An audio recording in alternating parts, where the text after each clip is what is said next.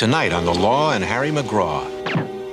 God, forgive me. I killed him. Ellie, I want Sandy acquitted. Free, clear. I'm not sure I can do that. You are saddled with a case you cannot win. You are becoming cantankerous and flabby, and I think you're losing your sex drive. What do you know about my sex drive? Mercifully, nothing. So I suppose you have some sort of figure in mind that would rescue you from the discomforts of poverty. Well, I'm not greedy. What is it? It's Gene Bellows. Right here.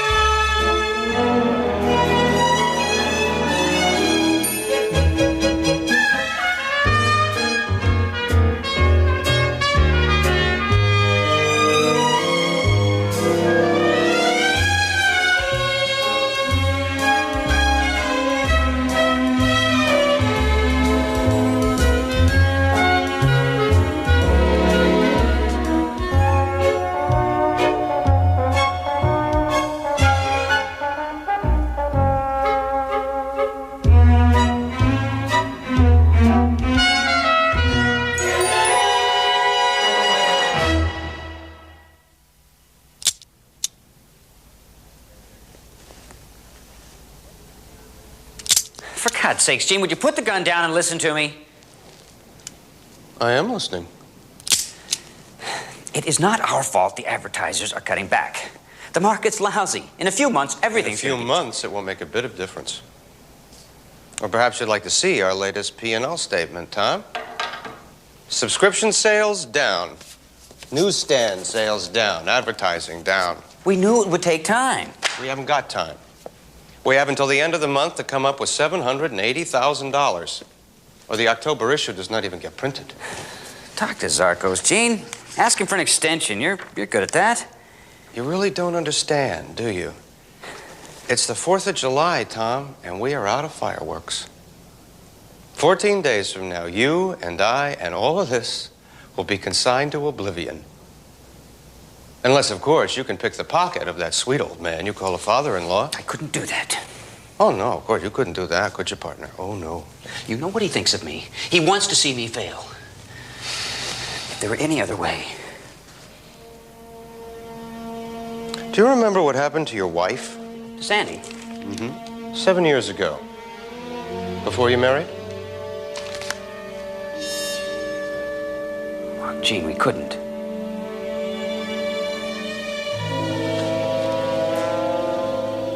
Couldn't we?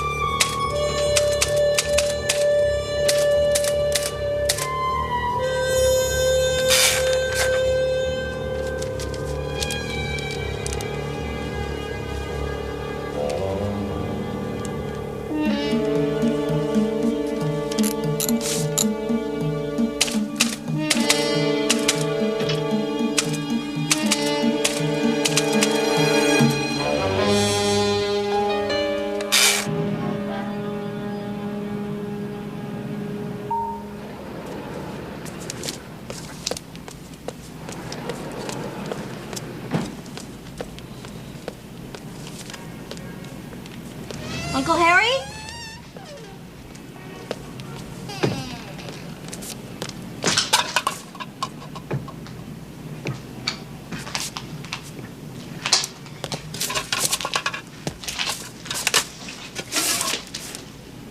Uncle Harry. Go away. I'm not even gonna ask if you won last night. Good. Saves me the trouble of lying to you. What? What is it, Saturday? Saturday. What's this, a puzzle? Aren't you supposed to be out saving the whales or something? That was last weekend. Harry, you should have been there. That rally significantly raised public awareness. EJ, tell me something. These whales, what are you saving them for? Uncle Harry, your sense of civic responsibility is practically nil. Where do you get that word, practically? Look, what are you doing here? I thought you were in Providence working on the Corrigan case. Oregon. Don't remind me. By the time I caught up with his old lady, she'd already run through the savings account. When I called him to tell him about it, he'd run off to Rio with some dame from a car wash. What are you doing, trying to make me feel guilty? Well, you don't expect the janitor to clean this mess, do ya? Schultz, I don't expect him to do anything except show up on Christmas Eve with his hand out. Look, EJ, as a college graduate, you are a terrific housekeeper. But my sister did not put you through Iowa State to wash windows. I'm your assistant, right? Okay, I'm assisting. At least I vacuum better than I type. Amen to that. What are you doing here, anyway? I have a poli-sci report due Monday evening. Let me ask you something, sweetheart. You got a BA in medieval history, right? And you're unemployable. What makes you think a couple of years more of schooling is going to change that? Boy, I could have sworn I had a couple of dollars worth of change in one of these drawers. Maybe you lost it trying to fill an inside flush. Come on, I'll buy you breakfast at Gilhooley's. Since when do you have any money? I wasn't in the game last night. Oh, wait a minute. Come on. McGinnis owes me $20. Harry? McGinnis! Hey, Ellie, you in? Harry, it's Saturday. The office is closed. And since when does Mrs. McGinnis owe you money? Ah, you see? McGinnis? Anybody home?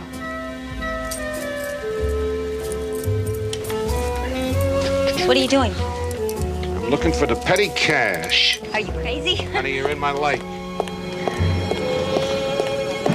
You're committing robbery. Technically, this is burglary. Robbery is when you steal from a person, not a lousy desk drawer. May I help you? Oh, yeah, you sure can if you got the key to this drawer. Oh, sorry, but maybe if I call Mrs. McGinnis, she'll come right down and open it up for you. Oh, that'd be terrific. And who the hell are you? Me? Harry. Yeah, well, what are you doing in this office? Have you got any ID? The name's Steve Lacey, and I work here. Come on, Sonny, don't kid me. Nobody works here, including McGinnis, unless she suddenly got her first decent client, which I doubt, because she would have told me. You're McGraw. Well, you got something, right? I'm Mrs. McGinnis's nephew, Mr. McGraw. I'm a tax attorney, and I just joined the firm 3 days ago. Well, now that explains what I'm doing in Look, this we're office. really sorry that we Cool did it, kid. I can handle this. It's all right. Aunt Ellie told me all about your uncle. Oh, yeah? Which explains why I'm not calling the police and charging you with trespass.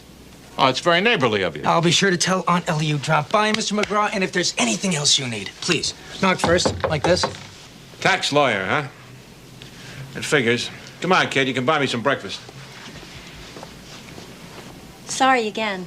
Relations. They come stapled with a birth certificate.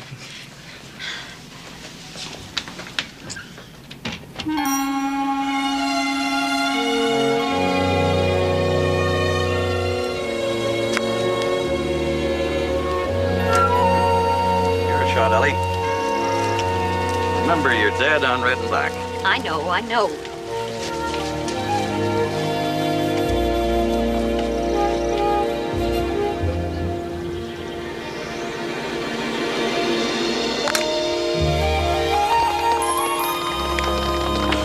Oh, wonderful.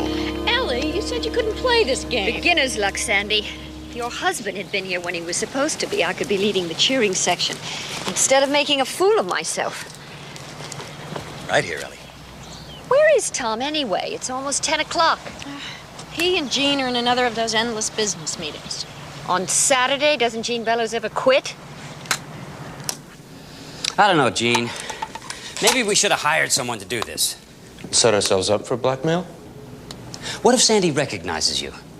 I told you, Tom, she'll be unconscious from the moment I get to the boat until the time we get to the cabin. Man, Oliver still may call the police. He didn't the last time, not until the kidnappers had made off with the ransom. He'll pay, and he won't bring in the police until he is sure Sandy is safe, believe me. Now, Tom, since your level of retention seems to be remarkably low, let's go over this one more time. You get out to the boat sometime before 7 o'clock. By the time I arrive, around 9:30, you'll have Sandy drugged. Don't give her too much. I know what to do. I take Sandy in the rowboat to the far end of the harbor. Drive directly to the cabin. Figure 20 minutes. Figure another 20 minutes to get to Oliver's party. To be safe, you call me at Oliver's party at 10:30. I still don't know why I have to phone you. To give me an alibi, Tom. You're in the clear, safe on the boat with a bump on your head. What about me? Right. All right. Now, Tom, tell me exactly what you're going to say to the housekeeper when she answers the phone. This is Tom Wiley. Let me speak to Jean Bellows. With some feeling, Tom. Your wife has just been abducted. This is Tom Wiley. Let me speak to Jean Bellows. There. That satisfy you? Convincing enough for the housekeeper, I'm sure. Now, come here. Here's the ransom note. Keep your prints off it. No. It can't be traced, can it? Give me credit for a little sense. Okay. So let's get some enthusiasm, huh? You take it slow, you take it easy. Sandy's going to be back home. Safe and sound. I promise.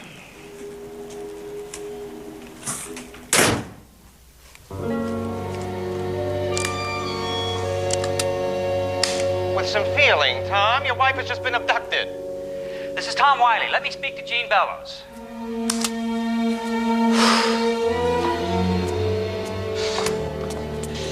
Harry? Harry? You don't give a guy much privacy, do you? It's after 4 o'clock. You ought to be working, not shaving. Whiskers I got. Clients I don't. What time are you picking me up tonight? Tonight? What's tonight? Harry, we discussed this 2 weeks ago. Oliver Preston's anniversary party. Anniversary party? His wife's been dead for 8 years. All right, he's sentimental. They were a devoted couple. You sure got some screwy friends, McGinnis. I'll resist the urge to respond in kind. McGinnis, you know how I hate standing around, getting a sore neck from a starched collar. Harry, you promised. I never promised. Yes, you did. Maybe you thought I promised. I know you promised. I remember exactly McGinnis, when you look, did. forget all these stuffed shirts, will you? Hey, there's a kid fighting tonight at the Gardens. Fuentes, I think his name It's not is. as if I want to go, particularly by myself. Why don't you take, what's his name? The bright-eyed kid, your nephew. Stephen is much too busy working through this year's debutante crop to waste his time with the older generation. McGinnis, you know what your trouble is? You're a prisoner of social convention. I mean, here you're going to this boring party with boring people. You're going to stand around and eat little green sandwiches, and you're missing this terrific opportunity to put some fun in your life. Fun? Watching two boys trying to bash each other's brains in while some drunk spilled stale beer over my Givenchy dress? So wear some old jeans. The drunks won't care. I'll see you in the morning, Harry. Harry, I'm free tomorrow night.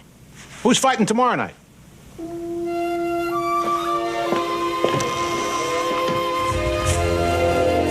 How you doing, Scotty? Morning, Mrs. Wiley.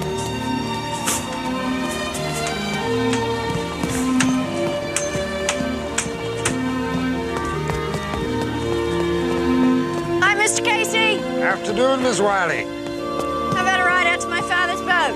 Yeah. Little cold this time of year for boating. Oh, we're not going anywhere, just taking a weekend off from the world. Ah, I see. Thought your dad was having some kind of party tonight. He is, but we're playing hooky. Now, you make sure no one bothers us, okay? Hey, yep. Suppose Mr. Wiley be coming out later. Around 7, he's working late.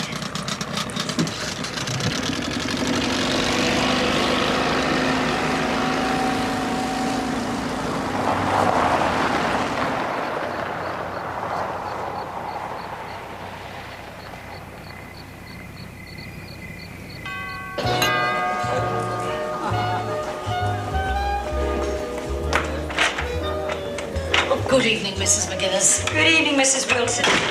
Where is the promoter of this gaudy spectacle? Checking on the champagne, Mom. Only 8:30 and already used 3 cases. Mr. Preston can afford it. Mr. Preston doesn't have to clean it up. Ellie, oh, you are so beautiful. Happy anniversary, Oliver, whichever it is. Number 38, and quickly, please tell me I'm not just a crazy old man. Who said that? Nobody. They wouldn't dare. Oh, darn it. Tom and Sandy can't be here tonight.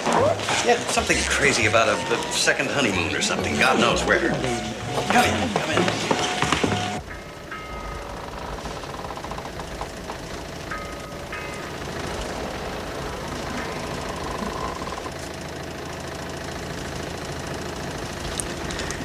Still sorry you're missing your dad's party, darling? All those stuffy people. Yeah, all those stuffy people that you grew up with. And they haven't improved with age. You have. You really think so? Mm. I've tried. Not very well sometimes. I'm not complaining. Cheers.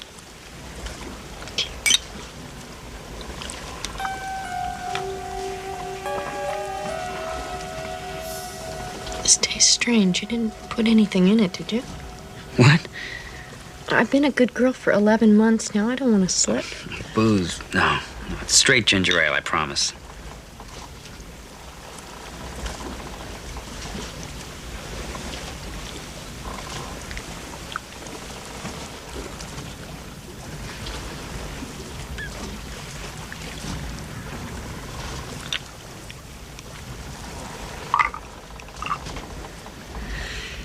Sandy, I know things have been rough lately.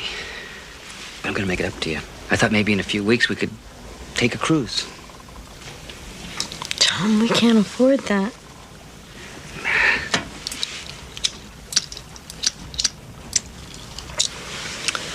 There are some matches in here.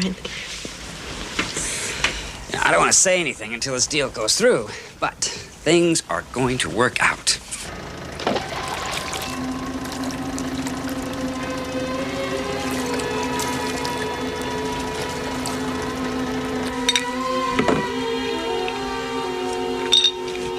So, where would you like to go, honey? The Caribbean? The Orient? Don't stop now.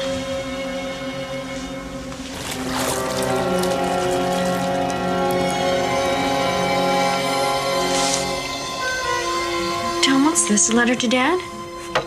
Put that down. What's the matter?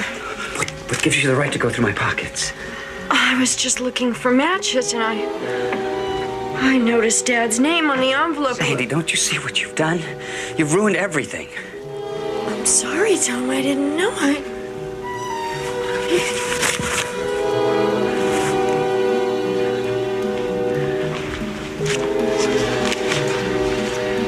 Sandy?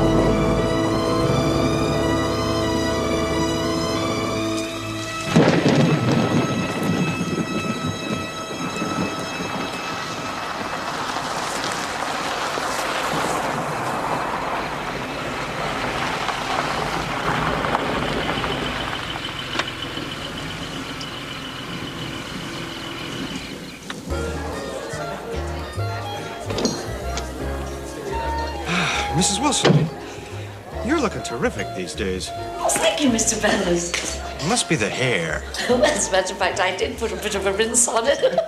Don't you let that get about. My solemn word.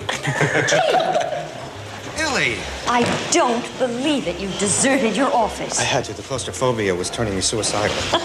Is Tom here yet? No, they're not coming. Didn't you know? No. He and Sandy are off by themselves this weekend, and if I knew where, I wouldn't tell you. Oh, damn, I left my cigarettes in the car. Look, save a place for me at the bar, okay? Hi. All right. Oh, Betty.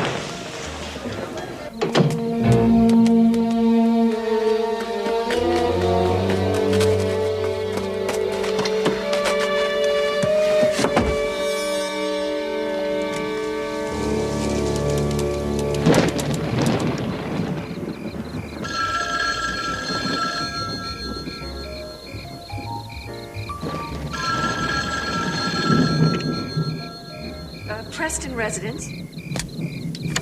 This is Tom Wiley. Let me speak to Jean Bellows. Tom, it's... Hello? Tom, are you still there? Tom, is anything wrong?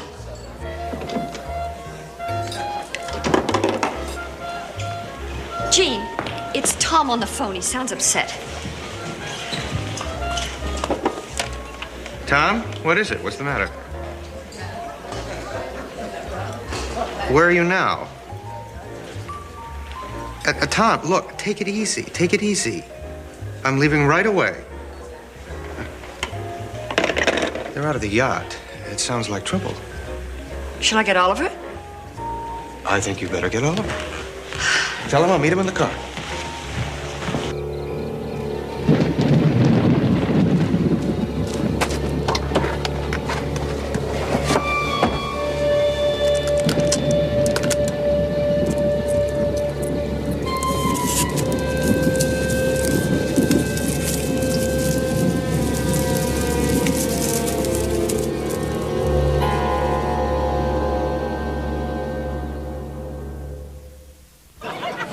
Give me one, will ya?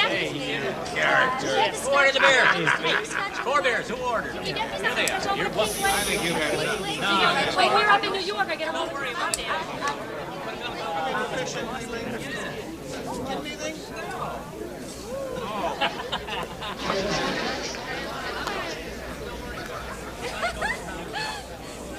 No way you're gonna make that shot, McGraw. Pay me now. Spare yourself the grief of public humiliation. Why don't you learn a new song, Danko? Don't screw up and sink the 8-ball. Don't worry about it, pal. Just watch.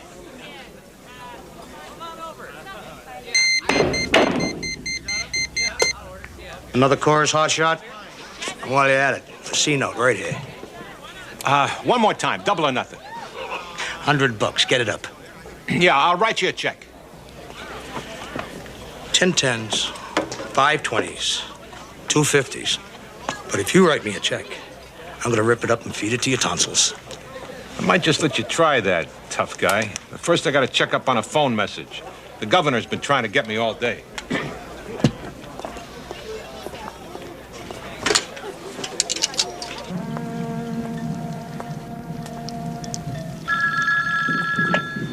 Hello. McGinnis? Harry, oh, thank heavens. What's the matter? You okay? Yes, I'm fine, but What'd you call me for? I had this sleazeball dead bang for a C-note, then my beeper went off. Harry, Tom Wiley is dead. Who? Oliver Preston's son-in-law, he's been murdered. Sandra's on the verge of a nervous breakdown. There are police all over the place, and I'm in desperate need of help. Now? Harry, I want to hire you. Hire?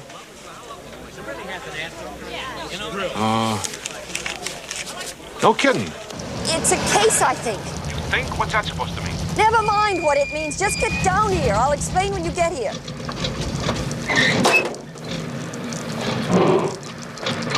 May I see your ID, please? Sandy, you don't have to answer any of these questions now. It's all right, Ellie. I want to help. I don't know what happened. Well, it's obvious to me. A thief boarded the boat. There was a struggle, and my son-in-law was shot and killed. You saw the cabin. Lieutenant, Mrs. Wiley has already told you she was... Had you been drinking, Mrs. Wiley? No. Forgive me, ma'am, but I read the papers. It's well known you've had a problem. In and out of clinics. Not recently, Lieutenant. My daughter's been under professional care for years. And anyway, that has nothing to do with this. Mind if I get some of this? Why not? Where have you been? I got lost. I mean, the North Shore ain't exactly my beat. Ooh, liverwurst. You want half? Harry. Hey, don't nag. This guy will think we're married. Oh, I'm sorry. Jean Bellows, Harry McGraw. That's Braunschweiger, and I wouldn't if I were you. Thanks for the tip. So, what's this about a job? Oliver and I don't like the way that Lieutenant Briggs has been questioning Sandy. He's practically accused her of lying. Yeah, that's Briggs. Typical no-class flatfoot. Well, if Sandy is charged, I may be asked to take the case. Sandy seems to want me. And if that's so, I may need your help. Yeah, wait a minute. There's a lot of ifs and maybes and seems to floating around this conversation. Could you be a little more specific? I mean, I could kind of use a payday. That's all right, Mr. McGraw. If Oliver Preston doesn't hire you, I will. Oh, yeah? Tom was my partner, and it wasn't his wife who killed him. You sure of that? Oh, yes. Tom called me at the Preston house from the boat. He was very upset, as if he were in some kind of trouble. Said there was a strange boat nearby. By the time Oliver and I got out there, the thieves had gone. Sandy's lucky she'd passed out.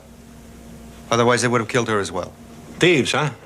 Well, apparently, they took Tom's wallet and his watch, Sandy's jewelry, and Lord knows what else. Sounds like amateur night.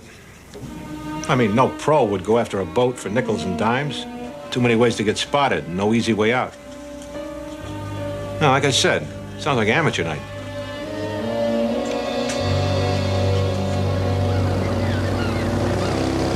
Hey, take it easy, will you, Pops? What? I said take it easy. Me and boats don't get along too good. Yeah. Thanks. Listen, were you around here last night? Always around, either me or one of my boys. Did you ferry Mrs. Wiley out to the yacht? Yeah, around 5 o'clock. Said she wanted to get the place cleaned up and get the food started. Boat hadn't been used much the past few weeks. Uh-huh. You don't suppose another boat could have pulled up alongside the yacht last night, do you? Nope, I don't suppose. You sure about that? I get paid pretty good for watching boats around here, mister. Especially Mr. Preston's. Anybody come near, I'd have seen him. Uh-huh. I don't suppose you heard anything either, huh? Shots, you mean? Ha! Yeah, shots, I mean. Nope. Listen, old-timer, just between you and me and the seagulls, Nothing wrong with my ears, mister. Or my eyes. Yeah.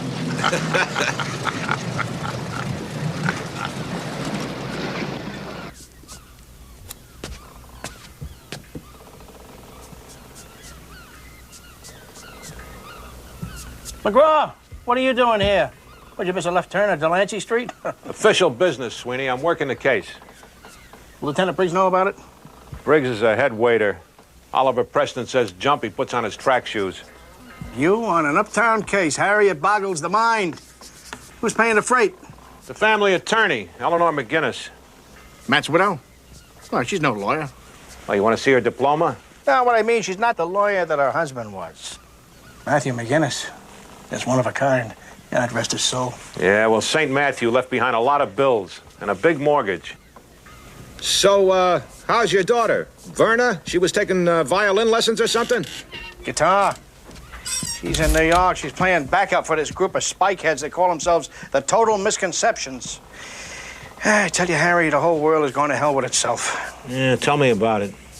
So, 2 shots, huh? One in the heart, one in the gut. I hear he didn't get much.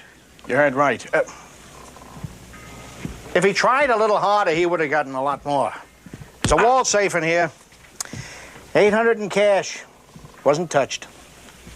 Was this what Mrs. Wiley was wearing when they found her? That's it.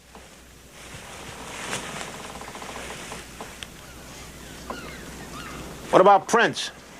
His and hers? It's all I can find.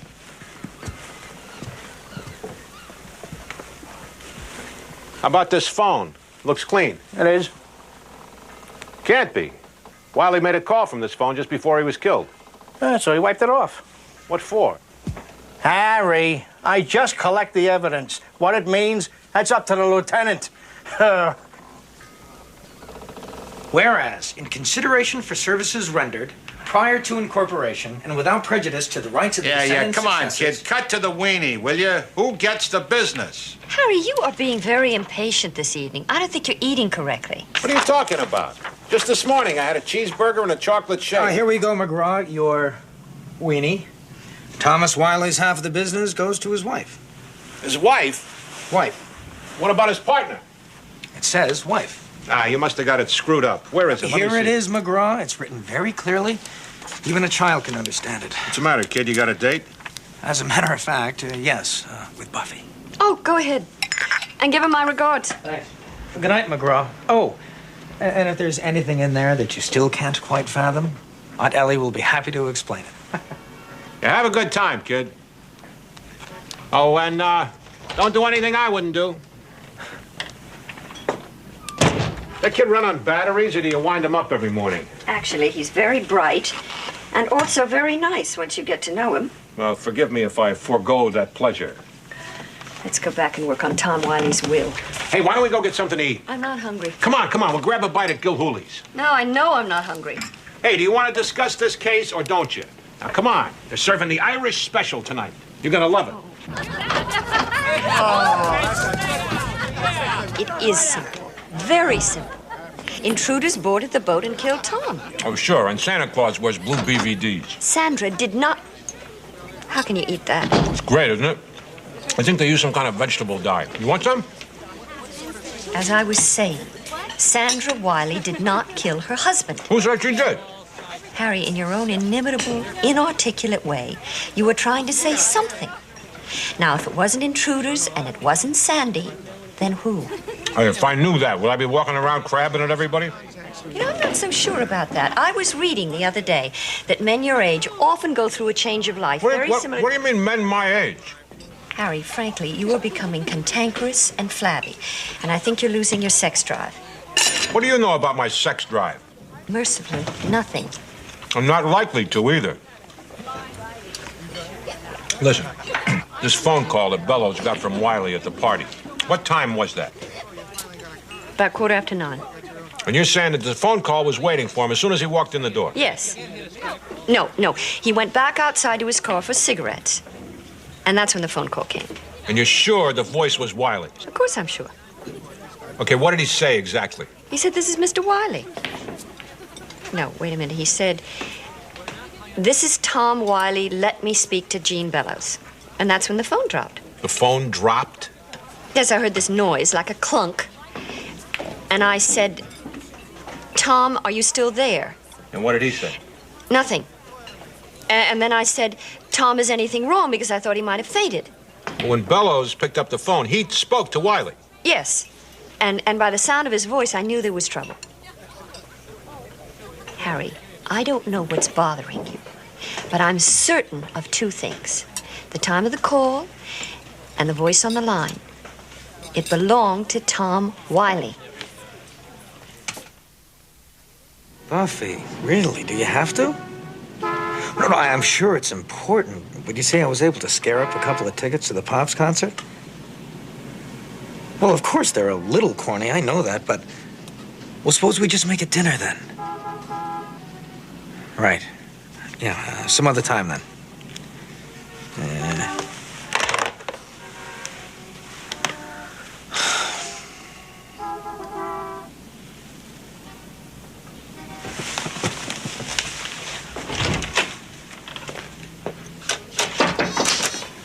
Good morning. Hi. Is he in? Nope, Oh. When do you expect him? I don't. I mean, you. He just gets here when he gets here. Well, that's a unique way of running a business. Oh, look, when he gets in, could you tell him I'd like to see him? Sure.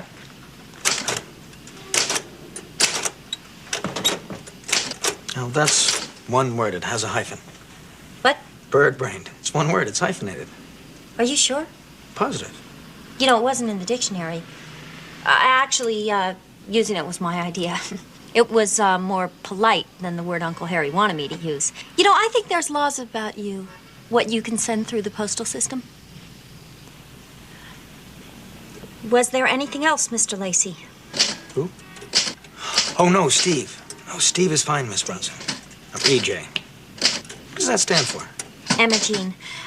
Look, I'm very busy. Emma Jean. Oh, that's quaint. Look, I just happen to have a couple of tickets to the Pops concert. Really? I know they're a little corny. I think they're terrific. Well, corny for some people. Not me, of course. Listen, I was wondering maybe you'd like to come with me tonight. Can't. Class. Class?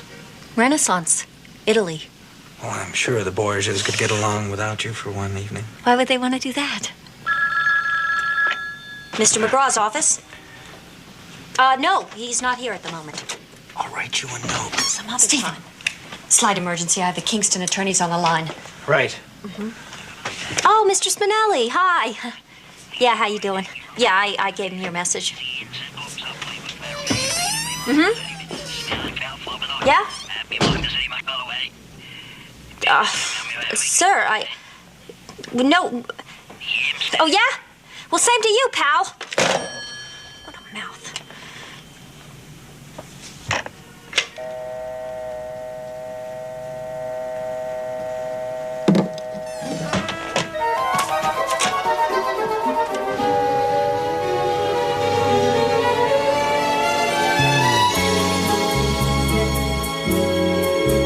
Anybody here?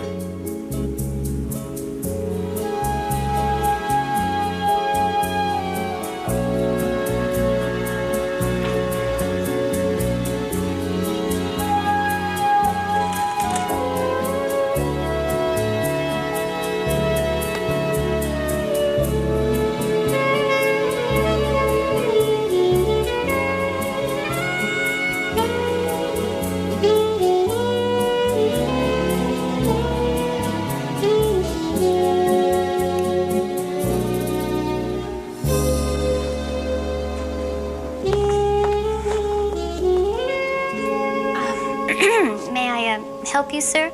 Yeah, maybe you can, Miss, July? Miss Collins. Actually, you seemed more interested in the fish. My name's McGraw. I'm looking for Mr. Bellows. He's on a photo location, Mr. McGraw. He's not expected back. Well, maybe you can point me in the right direction? I'm sorry. Call tomorrow? Listen, tomorrow I'm flying to Bermuda for lunch. Look, honey, this is kind of messy, but I think he'd rather talk to me than this babe's husband. The guy's a real fruitcake, a gun nut, you know? And he's got a temper the size of Plymouth Rock and a fuse a little bit shorter than a flea's eyelash. Oh, well, I suppose I could reach him on his car phone. Yeah, why don't you do that, Princess?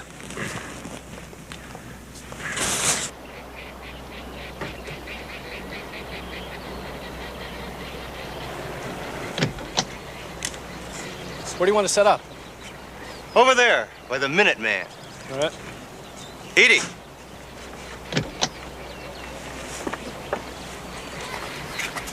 Get your costume, baby. What, no brass buttons?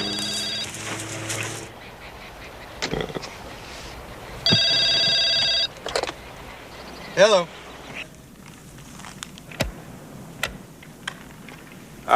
Mr. Bellows, this is Harry McGraw. We met the other day at the restaurant. Oh, yeah. What can I do for you? You got a few minutes? I got a couple of questions.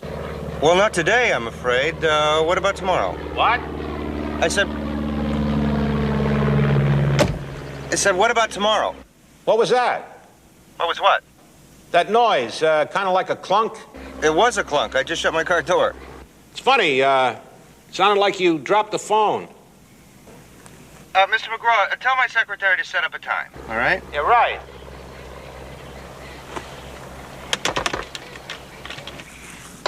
Mr. McGraw, would you like me to fit you in? Sorry, kid, I got business to take care of, but thanks for the offer.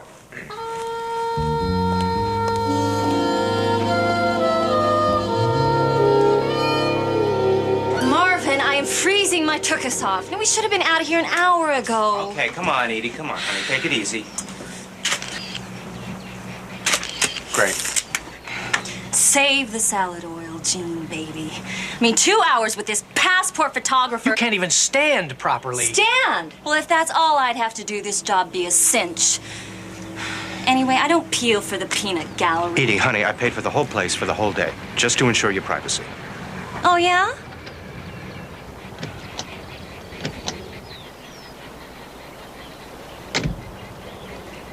Take a break.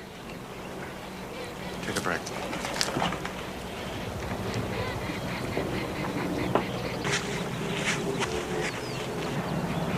Mr. Zerkos, I tried to reach you this morning. She's the layout for the November issue. Her name's Edie Lane. I think she might interest you. This business with Mr. Wiley is tragic. Yeah, it's going to be difficult going on without him. Going on? Mr. Bellows, it's the 21st day. Your note is due in 9 days. There's going to be no problem about the money. Tom was insured for $1 million. It's more than enough to cover your note. It'll take some time to process the claim. My dear Mr. Bellows, you don't seem to understand. I don't want your money. I want your magazine. 9 days. I'm sure you won't disappoint me. No.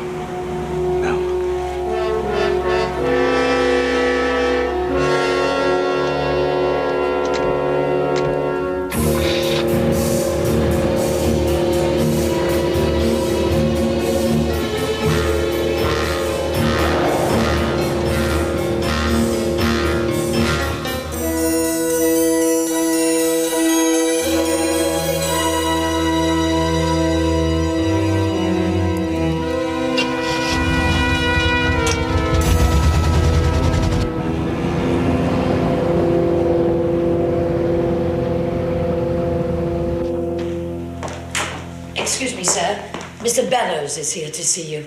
Bellows. Have him come in. Very good, sir. Oh, and Mrs. Wilson. Yes, sir? How's my daughter? She's well, sir. She's dressed and up and about. So I suppose that's a good sign. Has she eaten something? Tea and a bit of toast. Thank you. Yes, sir.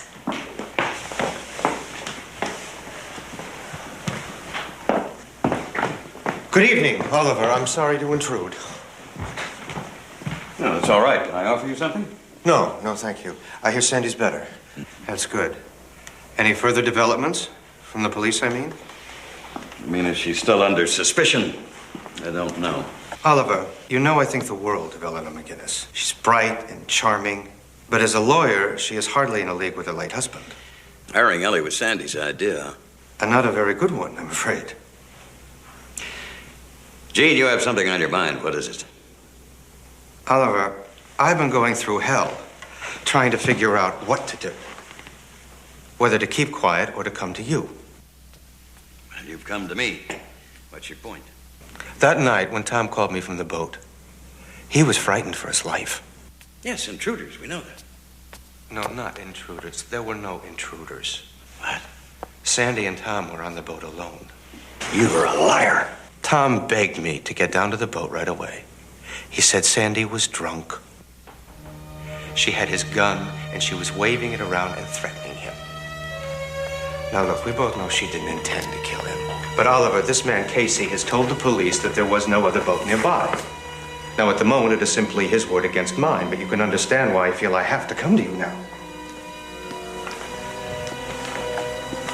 Yes. Yes, of course.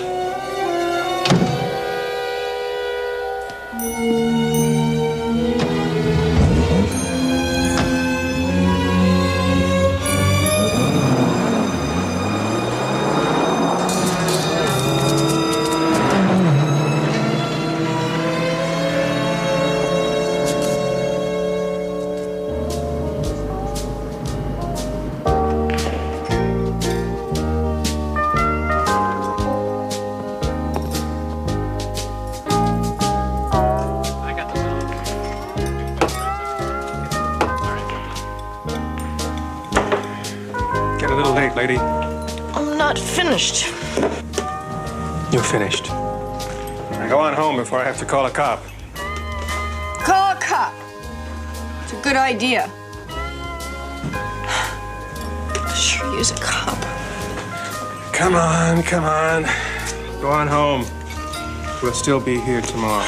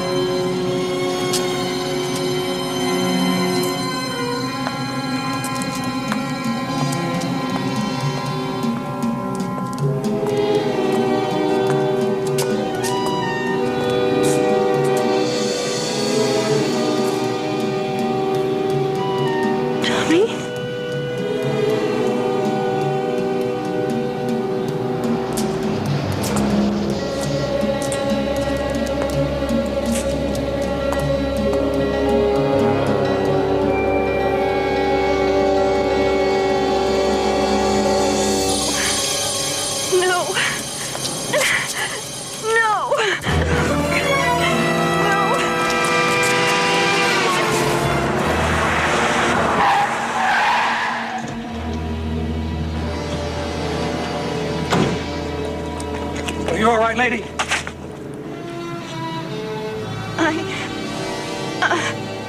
I killed my husband. I killed him. God, forgive me, I killed him.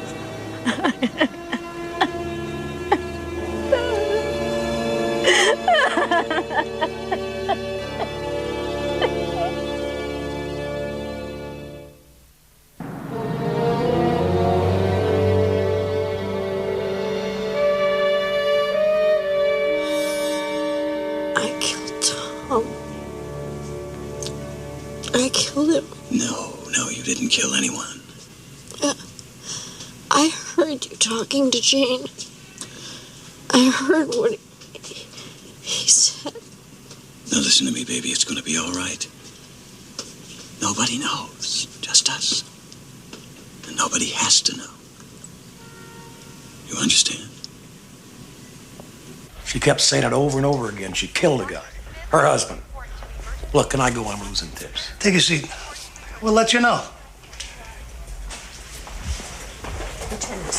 Lieutenant, she is in no condition to answer questions. Look, Counselor, I'm just trying to do my job. What do I need? A note from her doctor? Unless she's got something to hide. Oh, that is really low, even for you.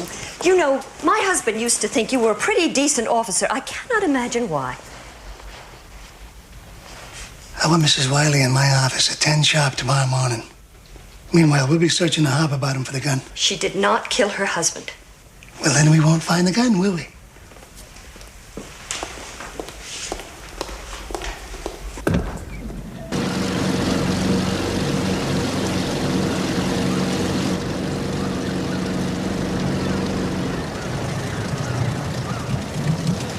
Hey, Briggs, you find anything besides beer cans yet? This is all high-class pollution, McGraw. Nothing but champagne bottles and caviar tins. How about a 9mm with a silencer? Oh, we'll come up with it. She's in over her head, McGraw. The boss. She's a nice lady, but as an attorney, she couldn't sharpen her husband's pencils. Yeah, when were you such a big fan of Matt McGinnis? At least this client's got some fight for their money. This one's a laydown. The lady should have stayed with her afternoon tea dances. Says you, Flatfoot. Come and see me when you found the gun. Lieutenant!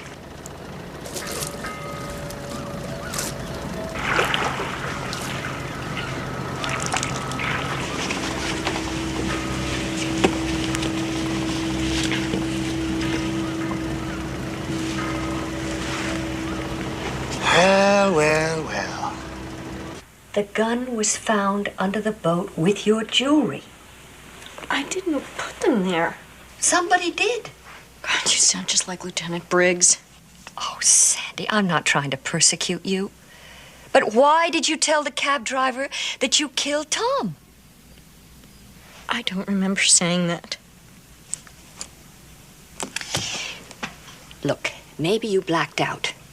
You were under stress, you lost control. No, that's not a possibility. Oh, Oliver, will you please stop fighting me? Ellie, I want Sandy acquitted. Free, clear, no blackouts, no temporary insanity. I want no doubts remaining when this is over. I'm not sure I can do that. Well, then maybe I better get someone who can. I don't think that's your decision. It is if I'm paying the bill. There is no bill yet. Did you clean the phone? What? I said, did you clean the phone?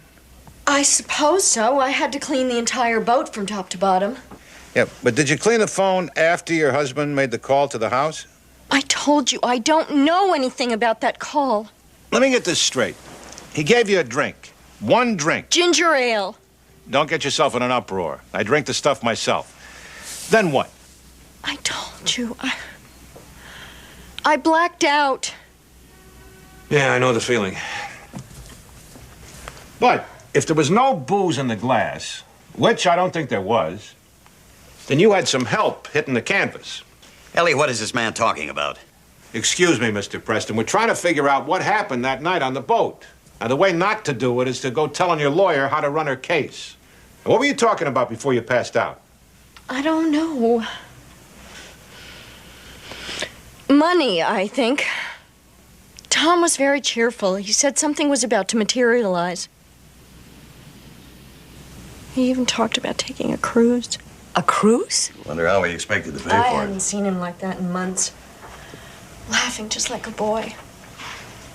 I was going to ask him if he...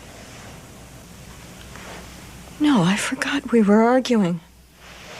About a letter. What letter? In his jacket pocket. Daddy, your name was on the envelope. My name? Tom was very upset. He snatched it away from me. This name on the envelope, but was it handwritten, printed? Typed. An old typewriter, I think. Did you see what was in the envelope? No, it was sealed. Nothing in the police report about an envelope being found on the boat. So what does that mean? McGraw? I'll let you know when I figure it out. Harry, I already told you. The gun in the water was the murder weapon. Now, come on, lay off. Can you give me a name to go with the gun? Thomas Wiley. Now, come on, I'm up for a promotion. Now, you sure there was no envelope? We would have found it. Well, maybe it got burned. Where? Look, there was no envelope and there was no ashes, all right? Now, give me a break, Harry. Get my neck in a ringer just for telling you what I have already. Well, thanks anyway, Sweeney. I'll remember you at Christmas. Hey, do me a favor. Forget me at Christmas.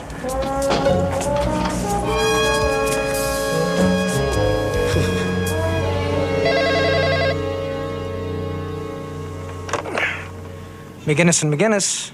And Lacey. It's me, kid. Put her on the phone. No can do, McGraw. She had a lunch date at Pellegrini's. Lunch date? It's almost 3 o'clock. Lunch date with who?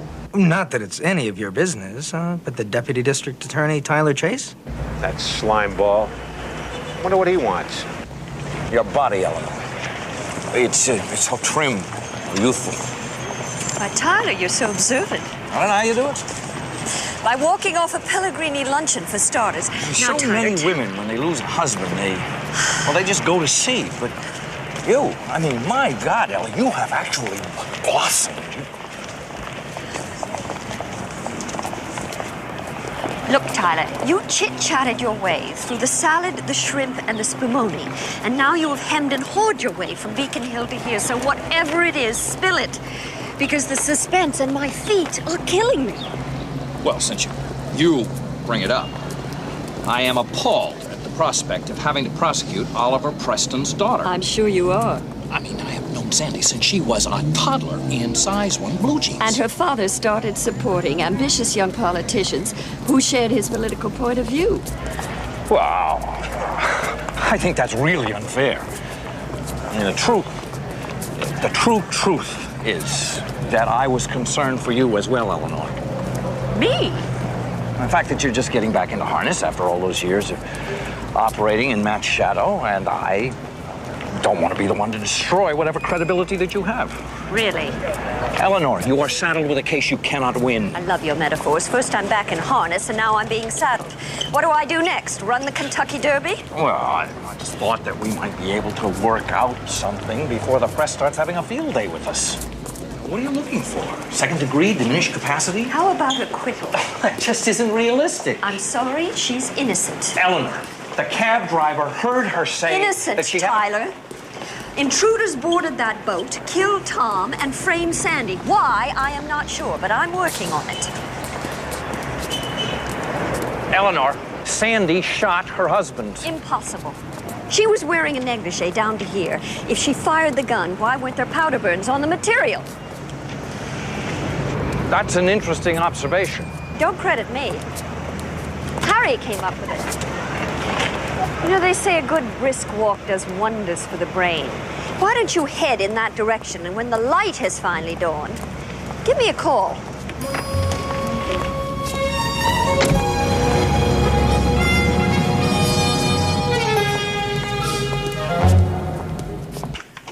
No envelope, no trace of an envelope. If you ask me, I think we ought to plead her not guilty by reason of temporary insanity. Oh, Stephen, don't be ridiculous. Didn't have corned beef, forgot your pastrami. She admitted killing him. Well, then suddenly, oops, She's she denies Brazilian. it. Something smells. Your pastrami. Where's my pickle? There. You know, not that she meant to Call kill it a him, pickle? but the evidence does show. The evidence is a crock, Sonny. Oh, and you believe the story about the intruder? Yeah, like I believe in the tooth fairy. You notice the only one who ever mentioned intruders was Bellows, and he says he heard it from Wiley. McGinnis, would you read this to me in plain English? It's a standard corporate survivor insurance. If one partner dies, If the other one gets $1 million. I know some guys that had iced their grandmother for 10% of this. Wait. Bellows? Gene Bellows killed his partner? Why not? Because he was on the phone to Wiley miles away just before Wiley was killed. Stephen, please don't raise your voice. These two yo-yos owed their printer almost 800,000 clams. They were about to go belly up. Now, all of a sudden, Wiley's dead, Bellows collects, he pays off the bills, and he's back in business. Harry, I heard Tom's voice. And maybe that little production was brought to you pre-recorded? That you know, is a little crazy. tape cassette, Wait, a phone even in if the you car. are right, how does Bellows get out to the boat? He swam. Oh, swam. You won't be Beautiful, quiet? beautiful. Thank you. I have been trying to tell you there is no insurance money. Well, wait a minute. You checked on the Zarco's printing, but he said it was paid off. Right. But I also checked on the insurance, and the claim is tied up in red tape. Harry, what's wrong? What's wrong? Everything's wrong. All of a sudden, Bellows comes up with a wad of dough to pay off a toad like Tito Zarco's. Where'd he get it? I mean, 2 weeks ago, he couldn't buy his way into a penny ante poker game at the Elks Lodge. Let's go, Sonny. Go where? We're gonna turn over a few rocks. Oh, no, you're not getting me involved. Oh, what's the matter, kid? You afraid you're gonna miss the cotillion? Let me tell you something, pal. We're working on a beer budget here, which means you volunteer. Besides which, if you're gonna be a lawyer, even a tax lawyer, it's about time you got some dirt under your fingernails. Let me know how you make out.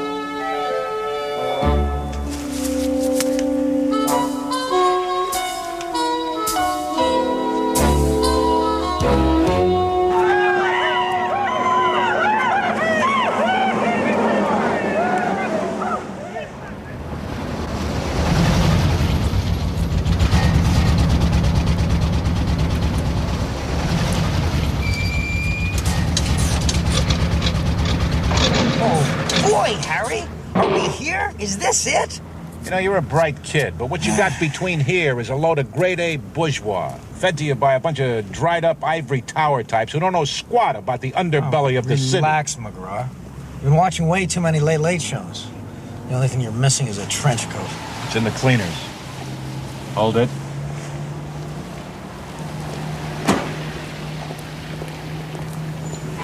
Right on time. On time for what? The man.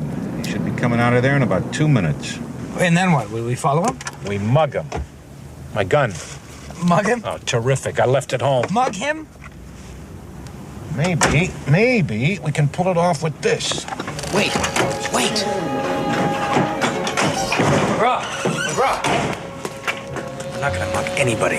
I'm a tax attorney, not a thief. Yeah, maybe someday you'll explain to me the difference. Hold it.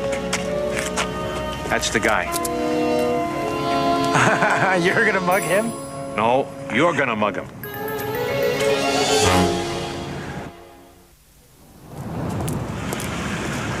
Hey, Rico, wait up.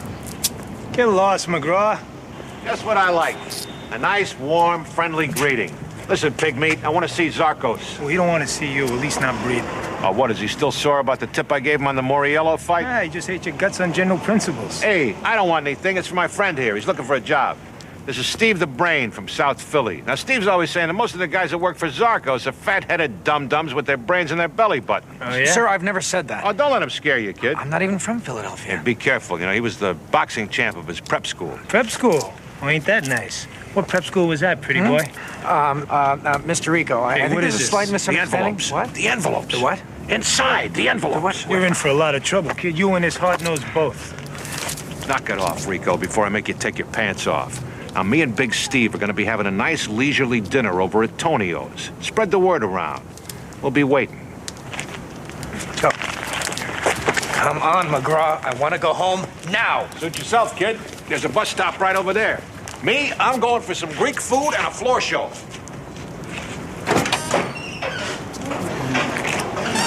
Second thought.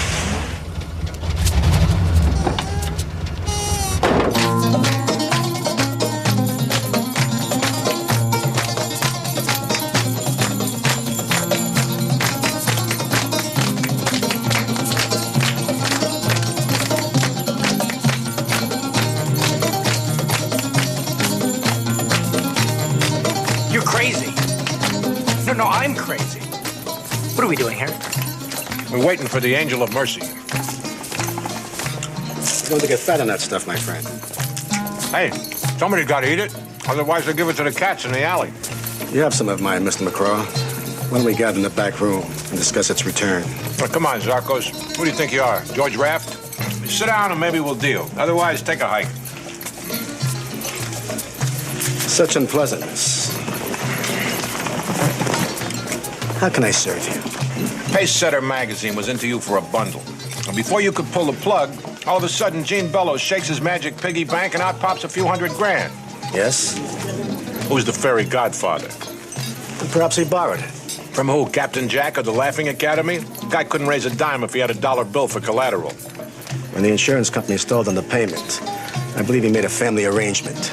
You mean family with a capital S, as in syndicate? With a capital P, as in Preston. Oliver Preston.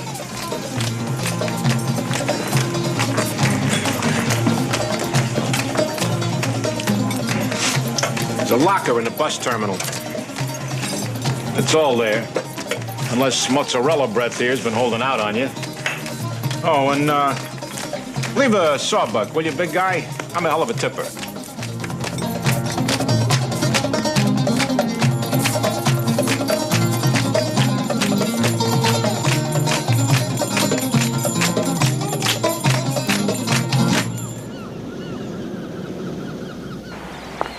All right, Ellie, I did lend Gene the money to save the magazine. What is the difference? Why? I was simply trying to protect my daughter's investment.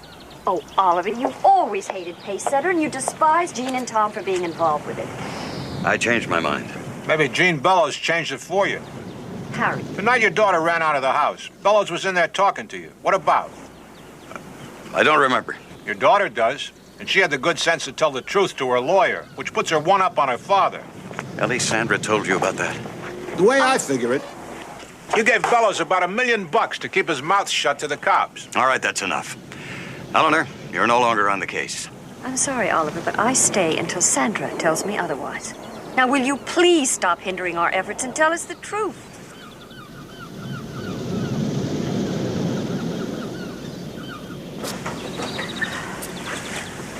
Thank you again. And he paid blackmail. I can't believe it. Why, because one of your marble statues turned out to be made of plaster of Paris? I feel sorry for him. Hey, I got a soft heart, too, but not my head. Listen, Sonny, can you swim? McGraw, the name is not Sonny. Sure, kid, but can you swim? Well, of course I can swim. No, I mean swim good. Stephen led it in the crawl. Breaststroke. Yeah, whatever. Oh, really? How about scuba, wetsuits? Yes, but... Great. Meet me at the marina tomorrow around noon. We'll get you some gear from the boat shop. No way. Wasn't Big Steve from South Philly good enough for you, McGraw? McGraw! Aunt Ellie. Aunt Ellie. Steve. No, I'm a tax attorney, not an errand boy for some hard-nosed, opinionated son of a... Who the hell does he think he is? Stephen, I am the first to admit that Harry's a little bit eccentric. And yes, occasionally he can be difficult. No, he's a But jerk. No, Stephen, at the moment you're the one being the jerk. Now, Harry's shoes may not always be shined, and the gravy stains on his tie may go back to last Thanksgiving. But your late Uncle Matthew swore by that man. And so do I. That isn't the point, Aunt Ellie. May I suggest, to borrow a phrase, Harry, that you zip up your lip and get your butt in gear. Doesn't this boat ever stop rocking? Yep, when she's in dry dock. McGraw!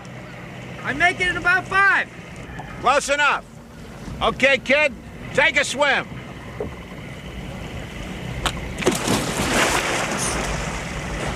You mind telling me what in the blue blazes you're doing? Casey, we're gonna prove you still got good eyes and ears. Start her up and let's head that away. And take it easy, will you? This ain't a race. Yeah.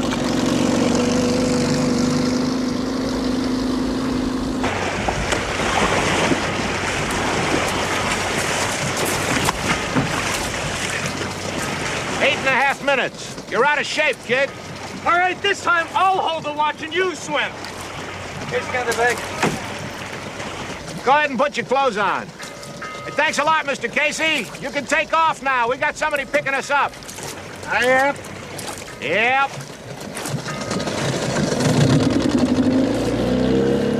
I'll say 5 minutes to get to the boat, 9 minutes to get back to shore, maybe another 5 to go through the brush to the dirt road, and 7 to drive from the road to the Preston house. Oh, no, wait a minute. I get 26, maybe 30 minutes at the outside. Now, just because you saw a photo of Gene Bellows in a wetsuit, you're trying to tell me that he shot his partner, swam to shore, and drove to the party? You got it, kid. Only what do you do with the wetsuit? Stick it in the trunk? Nah, too risky. Better to... Bury it? Yowza, yowza. You bury it. Look, McGraw, even if your screwball theory is right, there must be a couple of square miles of dense underbrush around here. It'd be like looking for a virgin in Las Vegas.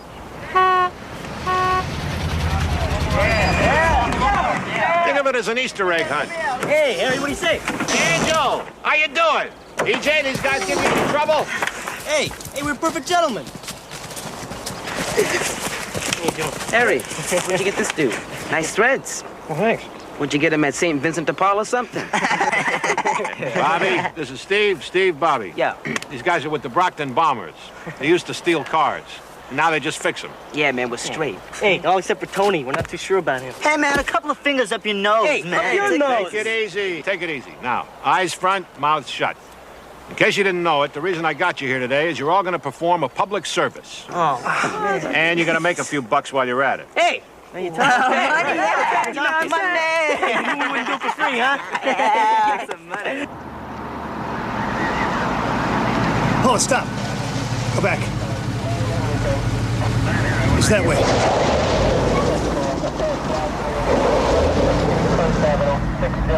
We've been out here for 3 hours. How long are we supposed to keep this up? Till whenever. Does he drag you out on these things often? Once in a while. It's kind of fun. Fun? No. Tennis is fun. Golf is fun. This is like weeding a rock garden. Is that what you do? Tennis and golf? Why not? Doesn't it get a little boring? I don't think so. I don't suppose you've ever participated in an awareness weekend. What's that? Oh, is that when a group of people sit around in a circle and contemplate their navels? You'd love it, Steve. Lots of girls. And I think you'd make out real well. Yeah? As long as you didn't open your big mouth. Hey, guys, I found something. Hey, Harry!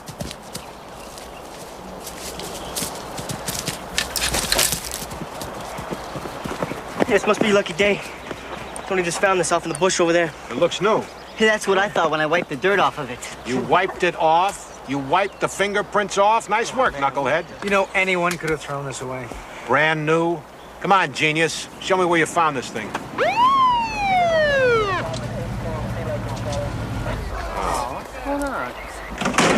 McGraw! Now, what are you doing out here with these, kids? We're having our annual jamboree, Briggs. Stay, sit. Come. Yeah, as soon as it gets dark, we're gonna sit around the campfire and sing dirty songs. Listen, you second-rate gumshoe. This is private property. A private road. Oh, yeah? That sign out there is horse-pucky. This is a state property, and it's a state road. Yeah, well, we've had complaints. From who? The seagulls? Nobody lives around here this time of year. Okay. And I'm complaining. Look, Briggs, get off my back, will you? I'm trying to help you solve your case. Case is already solved, McGraw. Finished. Dead. Complete. Now, you get these little gangsters out of here before I put a lot of them into juvenile detention, and that includes you. Well, since you put it so nicely, come on, guys. We're going for pizza. All right. Hey, McGraw, what am I supposed to do with this? Shovel it. Yeah, that's right. Shovel it.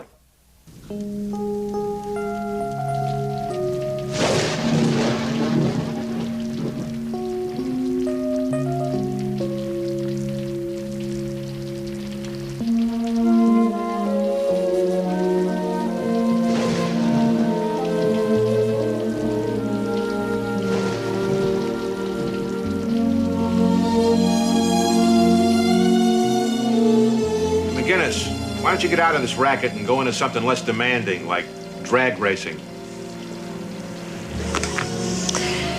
And what am I gonna do with this old desk? Been in the family for generations. I don't know how they got it in here, but it won't go out. I tried. How did it go at West Beach? Great. We found the shovel. You found a shovel. Picky, picky. What about the scuba gear? Briggs showed up, started flexing his muscle. After he left, I got Steve and the boys to go out and start looking again. I figure it's someplace between the beach and that spot in the road where we found the shovel. If it's there. Did Jesse James rob banks? Harry, maybe she is guilty. Well, you cut it out, McGinnis. I got a headache. I don't mean deliberately, but she did black out. She did not kill her husband.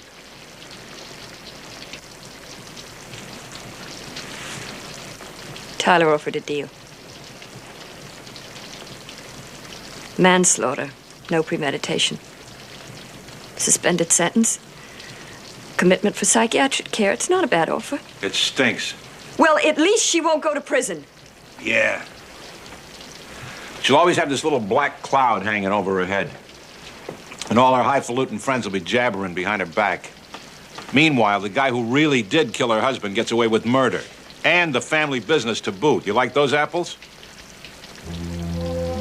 Oh, Harry. I'm letting it down. I'm letting it down so badly. Hey, you know how I hate it when you cry. It's so helpless. Some tough lawyer you are. Who said that? You did. What do I know? Sorry to interrupt. Knock, knock. McGraw, I don't know how you figured it out, but you wanted a wetsuit, and you got one. Angel found it just before the rain hit. Yowza, yowza, yowza. Where was it? A few hundred feet in from the beach. What are you looking for? The missing envelope. The ransom note. Ransom note? What ransom note? Take it easy, Sonny. I got a theory. Uh-huh. Cute. Oh, dear. Love your theory, McGraw. That could be anything. That's not anything. That's the ransom note. And that is Jean Bellows' wetsuit. Well, that might be hard to prove on both counts. Well, at least it confirms Harry's theory. I mean, the wetsuit was where he said it'd be, and the missing note is in the utility pouch. Sort of. What? Oh. Harry?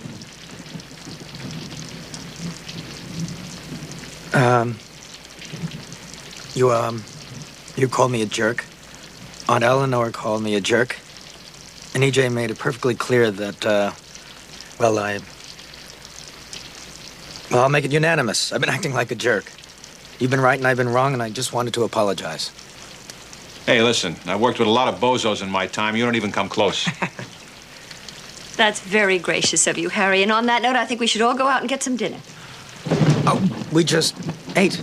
With the Brockton Bombers. Which reminds me, Aunt Ellie, I had to borrow $24.50 from EJ for the pizza here. Bombers are big eaters. I gave you your paycheck this morning. Well, you may have thought you gave me my paycheck, but what you really gave me was an electric bill. How stupid of me. Oh, well, all these silly envelopes look alike. What? What? This what? Where was this? My briefcase. Here it is. This is Stephen's. Come on, Harry. It's not much, but it's all I have. Harry, what is it? There's 3 cherries, kid. It's an Oscar. It's a grand slam at the bottom of the ninth. It's Gene Bellows. Right here.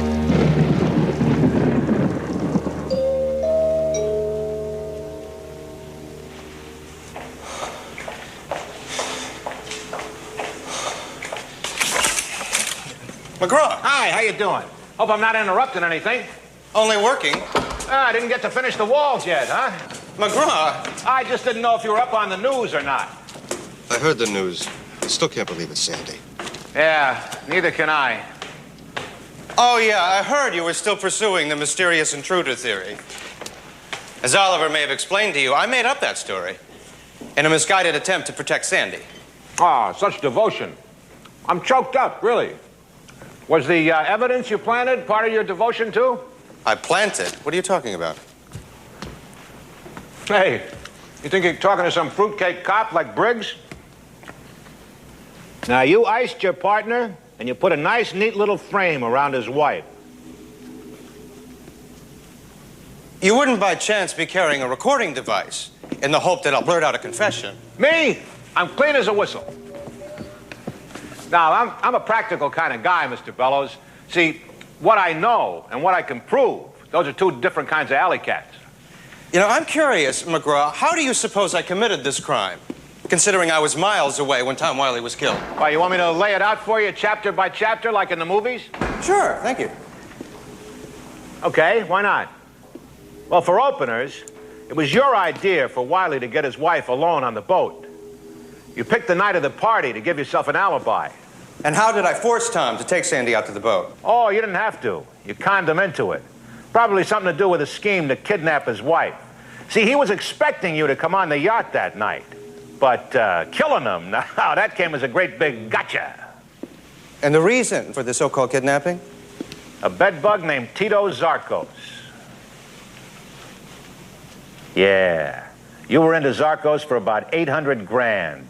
And your credit down at the local banks was about approximately 0. Oliver Preston could have taken care of it, but the only charities he supports are tax deductibles. That's a very clever scheme. I almost wish I'd thought of it. Yeah, but you got greedy, Bellows. I mean, why settle for half a business when you could have the whole thing by framing your partner's wife for murder? You know, you have a vivid imagination, but you keep forgetting one thing. I was miles away on the other end of a telephone, moments before Wiley was killed.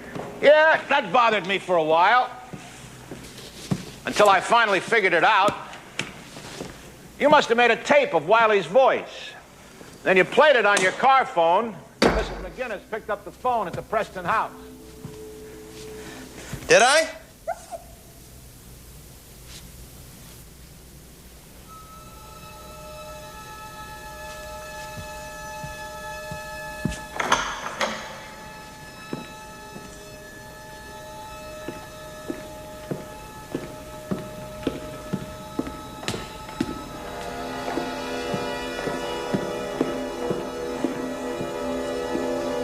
Yeah, but you screwed up, Bellows. Because the phone line in the car was still open when you got out and slammed the door. Mrs. McGinnis thought maybe Wiley had dropped the phone. That's the same sound I heard when I called you at the Yankee Village and you slammed the car door there. You remember? You've got a wild imagination. But so far, not one shred of proof that will hold up in a court of law. No, but it's a hell of an interesting starting point if they ever reopen the investigation. Naturally, I haven't shared any of this with any of my associates. Well, why not? Well, like I said, I'm a practical kind of guy, Mr. Bellows. Poor, but practical. Oh, I see. So I suppose you have some sort of figure in mind. that would rescue you from the discomforts of poverty. Well, I'm not greedy. Oh, well then fine. Well, what are we talking about here? 10,000? 20,000? 40, 50, $500,000? Would the gentleman settle for that? You know, McGraw, you are priceless. Did you really think that I would tremble with fear and betray whatever guilt I may or may not have? You're unbelievable. Hey, I just thought we could do some business, that's all. Hello. Oh, yeah, he's here.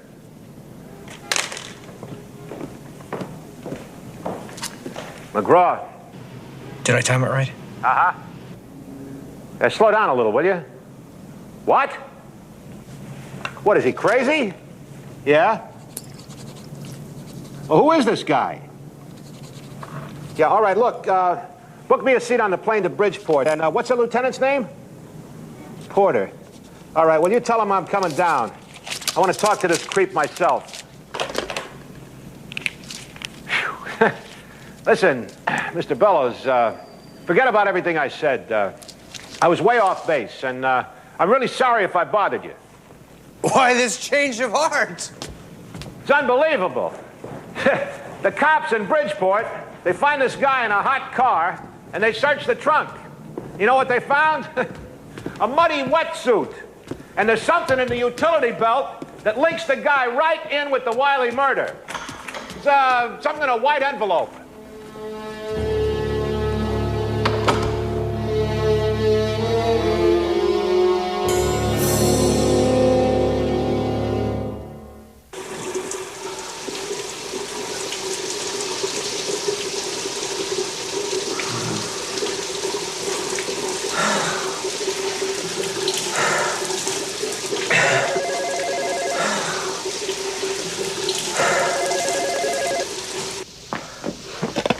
Yes? Gene, what the devil's going on? Sir.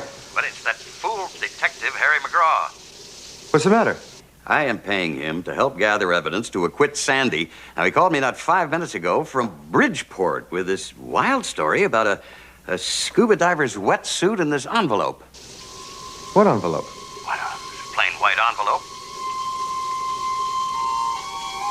Apparently, stuffed in the pocket of the wetsuit, there were cruise tickets inside. Cruise tickets? Yes, cruise tickets to the Orient in Tom and Sandy's names for a trip next month. Did Tom mention anything to you about a cruise? Gene? What? I asked if you knew anything about the cruise. No. Well, and what's this fellow in Bridgeport doing with the tickets? I don't like this, Gene. It doesn't make any sense. Oliver, look, let me see what I can find out.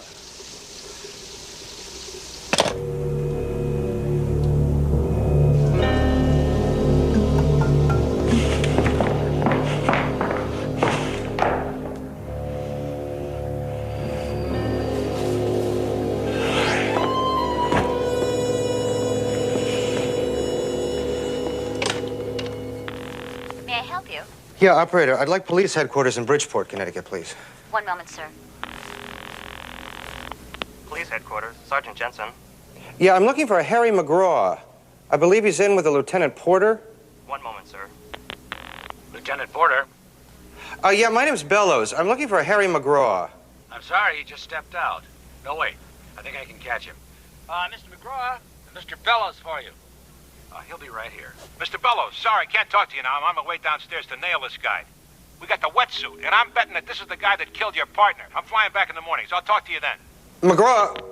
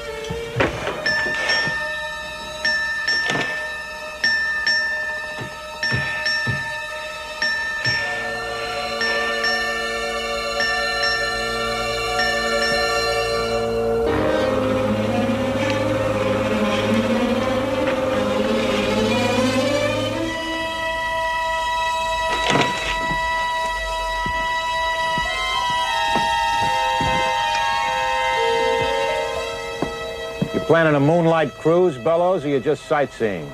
You're in Bridgeport. The only thing in Bridgeport is a recording of my voice, which I sent to my old pal, Lieutenant Porter. I don't have to tell you about recordings, do I? The envelope, please. I don't know what you're talking about. You know, for a smart guy, Bellows, you got a bad case of the dumbs. You wrote that note on that antique typewriter of yours, the one in your office. Guess you figured nobody'd ever see it, huh?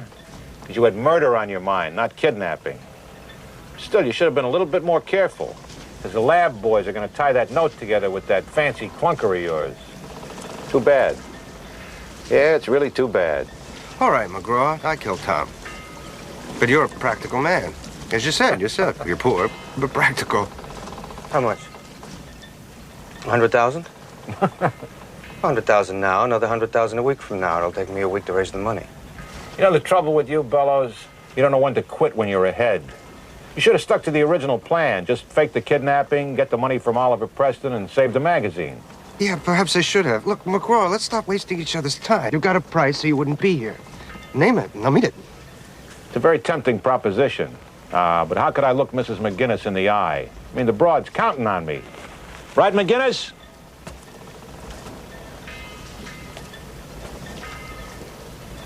You get all that, Briggs?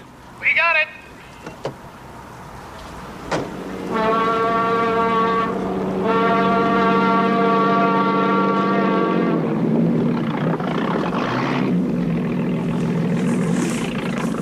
You know, McGraw, for what you know, you would have been a rich man. Cruise tickets. If only I checked that envelope. Should have checked this envelope. You have the right to remain silent. Anything you say can and will be used against you in a court of law. McGraw. Thank you. I sold you short. Well, I get a lot of that. There'll be a check in the mail tomorrow, a little more tangible expression of my gratitude. Oh, I appreciate it, Mr. Preston. I'm a little tapped out this month. Ellie, good night. Good night, Oliver. You got lucky. Lucky? Me? You. Lucky that Bellows wasn't 100% certain which envelope he stuffed in that wetsuit. Come on, McGinnis. If Bellows hadn't have fallen for that, I'd have pulled some other gizmo. You know, as my dear old daddy used to say... Tenacity is the salvation of a mediocre mind and a lazy disposition. You knew my dear old daddy? No, but they're words to live by. What's that? A ticket to tomorrow night's game at Fenway. Just one? I could only afford two. All right. Does that mean we have a date? What do you mean a date? You want a hot dog and a beer? You got it. By me, that's a date. Harry, you are terribly romantic. Do you know that? Cut it out, will you, McGinnis? I mean, I'm sitting next to you, right? I'm buying you dinner, right? What do you want? Cracker Jacks? Autograph base?